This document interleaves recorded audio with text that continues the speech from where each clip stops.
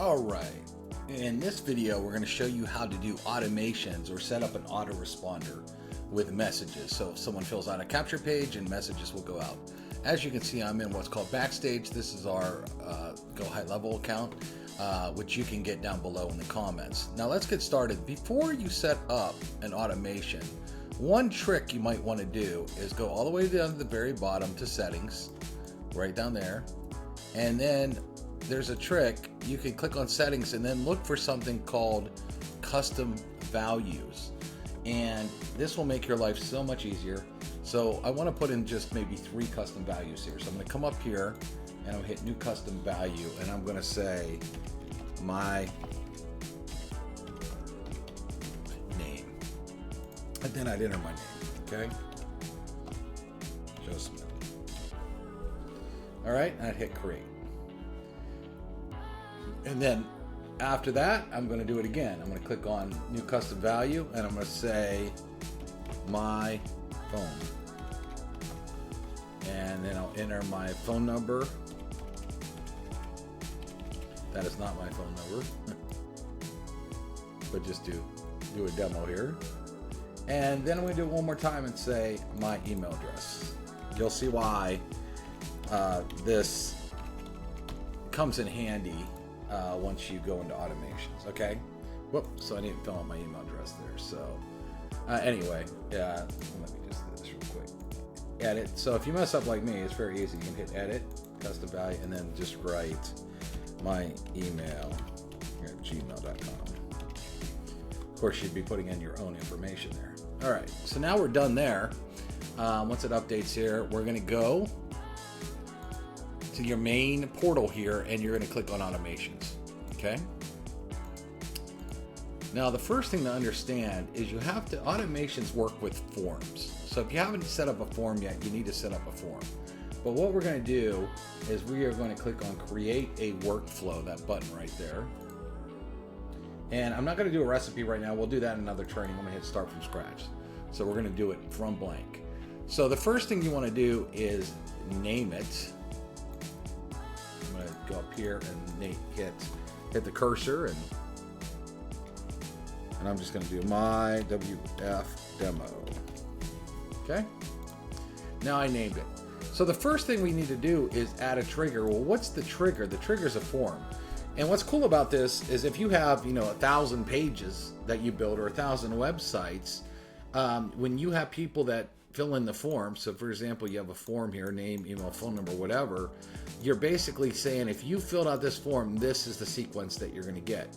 And then you might have another form on a different website and you have another workflow, and that's the sequence they're going to get. So it's kind of genius how you could separate everything into buckets.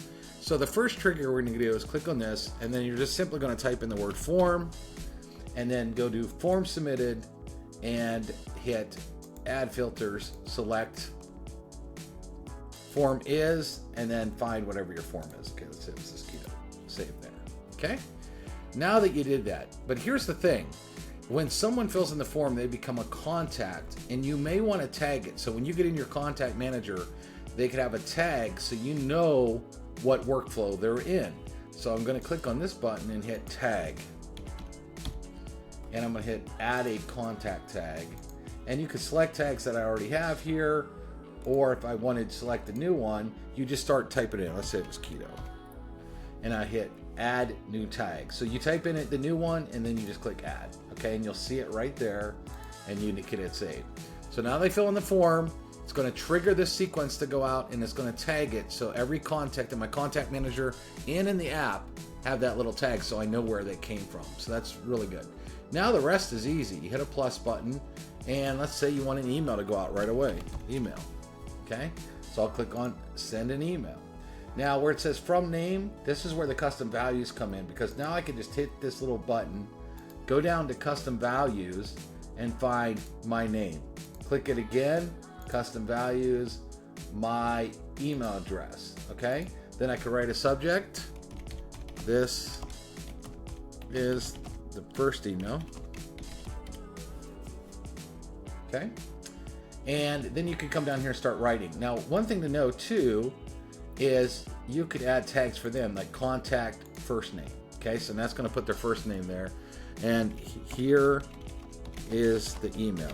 Now, if you want to have a link for them to click, like click here, you can do that in your email. You just highlight it, and there's a little thing that looks like a little chain that says add link. Click on that, and then you can say the URL you want it to. HTTPS www.website.com, wherever you want them to go. Okay, save. Action, that means do you want it to open a new tab or stay in the same tab? I'm just going to stay self. Okay, so you did that. Now here's the cool part.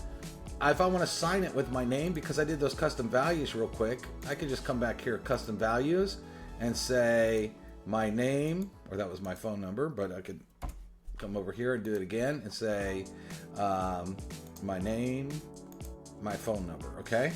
And then what I'm going to do is hit save as, and now we got an email. So the next thing I'm going to do is, let's say I want an email to go out the next day. I can click this plus sign, and then I could write the word wait. Click on wait. And then it asks me what time delay do I want, okay?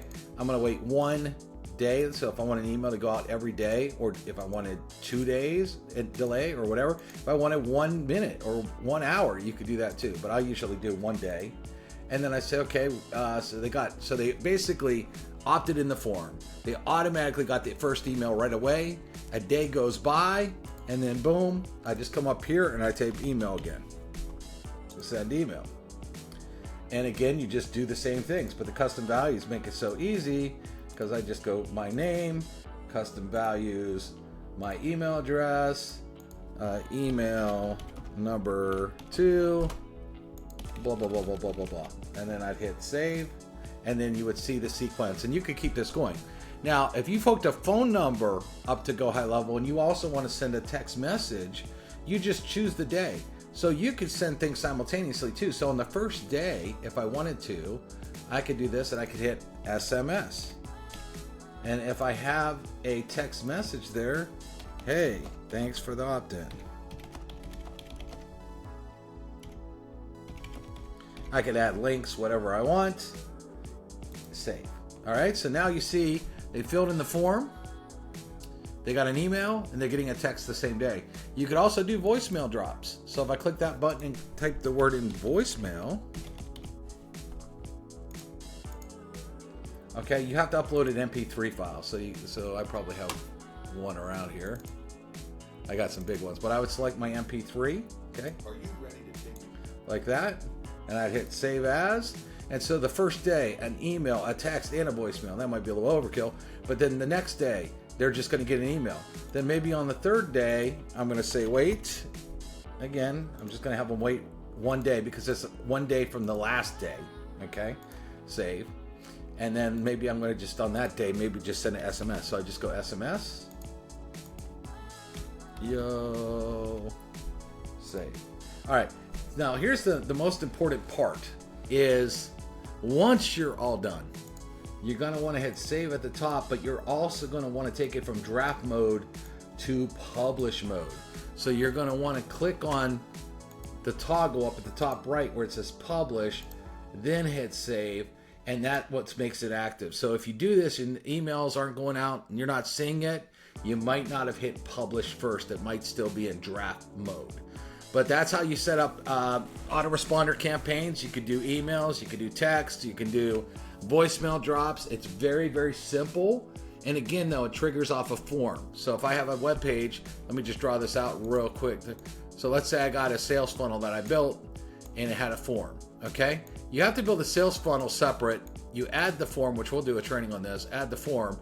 When someone fills it out, again, this trigger knows, oh, that form was filled out. Let me start this sequence right away. And the cool part is you can have as many of these as you want, connected to as many pages as you want. And if you add tags, when your contact manager starts to fill up, if you have multiple deals, you want to know where they came from. So it's really cool that I could say, here's John, and his tag is keto. Okay, so I know that. So when I'm going through my contact manager, I can literally separate all the buckets and know which lead came from where, which message sequence they're coming on. Now here is a quick tip. What I usually do is I'll name my, I'm sorry, right with a mouse. I name my page, the form, and the automation all the same thing. So that would name all three things the same, and that way it's super easy for me to find. It's super easy for me to navigate what I'm doing because they're all named the same thing. I'm not like, oh, what form went with this page and what automation goes with this. If you name it all three the same, you never have that issue. So that's just a tip. All right, see you in the next video.